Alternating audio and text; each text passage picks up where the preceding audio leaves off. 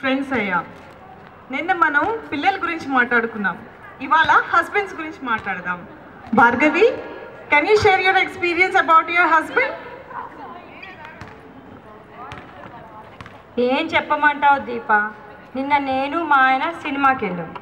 అందులో నాగార్జున ప్రతి 2 నిమిషాలకు ఒకసారి హీరోయిన్ని కౌగిలించుకుని పాటలు పాడేస్తున్నాడు.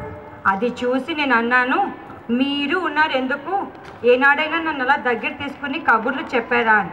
దానికి ఆయన ఏమన్నారో తెలుసా దీప? ఏమన్నారు?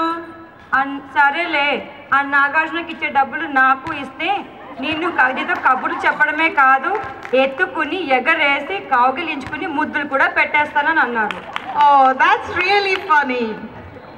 సుపర్ణ, నువ్వు మీ ఆయన గురించి చెప్తావా? దీప, మా ఆయన ఎంత మంచివారు అంటే ప్రతిరోజు నేను లేసేసరికి కమ్మటి కాఫీ వాసన వస్తుంది.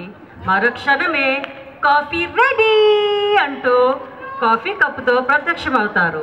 తర్వాత నేను పిల్లల్ని రెడీ చేసి స్కూల్కి పంపి స్నానం చేసేటప్పటికి వంటింట్లో నుంచి గుమ గుమ వాసనలు, వెంటనే లంచ్ రెడీ అని పిలుస్తారు. ఈ show sweet Deepa. That's really nice, Suparna. Yashu, can you share your experience with us? మా వారు ఇంకా మంచివారు. నేను పొద్దున్నే లేవగానే కాఫీ రెడీ చేయటమే కాకుండా నా పక్కన కూర్చుని ప్రేమగా తాపిస్తారు. మా పిల్లల్ని ఆయనే స్కూల్కి పంపిస్తారు.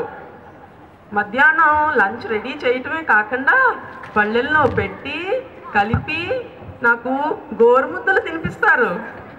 సాయంత్రం పిల్లల్ని ఆయనే రెడీ చేస్తారు.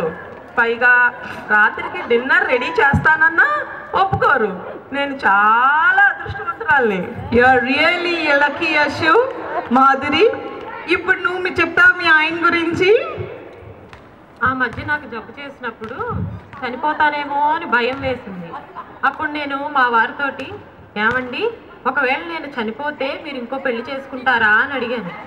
దానికి ఆయన, చచా, నీకు ఇటువంటి పిచ్చి పిచ్చి ఆలోచనలు ఎందుకు వస్తున్నాయే, నువ్వంటే నాకెంత ప్రేమో నీకు తెలీదా, ఎట్టి పరిస్థితుల్లోనూ ఈ జీవితంలో నీకు తప్ప మరో ఆడదానికి చోటే లేదని అన్నారు. అయినా కూడా ఒకవేళ అలా జరిగిందే అనుకోండి, మీరు ఇంకో పెళ్లి చేసుకున్నా కూడా నా చీరలు నగలు మాత్రం ఆ వచ్చేదానికి మాత్రం ఇవ్వద్దు అన్నారు. దానికి ఆయన, అలా జరగనే జరగదు అన్నారు. ఇంకో మాట, మీరు రోజు ఆఫీస్ నుంచి వస్తూ వస్తూ నాకు రోజు తీసుకొస్తూ ఉంటారు కదా, ఎట్టి పరిస్థితుల్లో వచ్చేదానికి మల్లెపూలు మాత్రం చచ్చినా తీసుకురావద్దు అని చెప్పారు. దానికి ఆయన కోపగించుకుని, అలా జరగనే జరగదు, ఆ ఛాన్సే లేదని చెప్పాను కదే అని విసుక్కున్నారు. అయినా కూడా చివరి హెచ్చరికగా, ఏమండి, ప్రతి ఆదివారము నన్ను చాట్ బండారికి తీసుకెళ్ళి తినిపిస్తూ ఉంటారు కదా, అలాగే ఆవిడికి మాత్రం బేల్పూరి చచ్చినా తినిపించద్దు అని చెప్పాను. దానికి ఆయన ఏమన్నారో తెలుసా దీపా? ఏమన్నారు? మా సెక్రటరీ రీటాకి బేల్పూరి అంటే ఎలర్జీ అన్నారే. మీ ఆయన జోక్ చేసి ఉంటారులే భార్గవి. మాధురి, అంతేనంటావా? హేమా, నువ్వు మీ ఆయన గురించి చెప్పు. అబ్బా వద్దులే దీప. పర్లేదు హేమా, చెప్పు. అబ్బా, నా విషయం మీరు అడగకపోవడం, నేను చెప్పకపోవడం మంచిది దీప. చెప్పు హేమా, చెప్పు. సరే, మీరంతగా అడుగుతున్నారు కాబట్టి చెప్తాను. మా వారితో పెళ్ళిళ్ళు ఇష్టమైన తర్వాత ఆయన ఎలాంటి వాడో తెలుసుకుందామని మా ఫ్రెండ్ ఒక అమ్మాయి, ఆయన క్లాస్మేట్, ఆయనతో నాకు పెళ్ళి నిశ్చయమైంది. ఆయన ఎలాంటి వాడే ఏంటి అని అడిగాను. తనేమో, అబ్బో తనకేమే బంగారం లాంటి వాడు, అతను చేసుకోవడం నీ అదృష్టం అని తెగ పొగిడేసింది. ఏమైనా చెడ్డ అలవాట్లు ఉన్నాయా అని అడిగాను. అలాంటి అలవాట్లు ఏమీ లేవు, కానీ అతనికి కొంచెం మొహమాటం ఎక్కువ. ఎవరైనా ఏమైనా అంటే విపరీతమైన రోషం అని చెప్పింది. సరే, పెళ్ళయింది.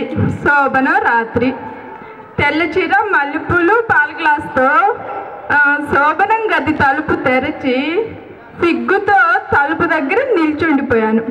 ఆయన నన్ను చూసి ప్రేమగా, ఏంటి అలాగే నిల్చున్నావు, రా వచ్చి నా పక్కన కూర్చో అన్నారు. నాకు సిగ్గేసి, చి పోండి అన్నాను. ఆయనేమో నేను పొమ్మన్నాను కదా అని అదే తలుపు తీసుకొని వెళ్ళిపోయాడు. ఇప్పటి వరకు తిరిగి రాలేదు దీప. అయ్యో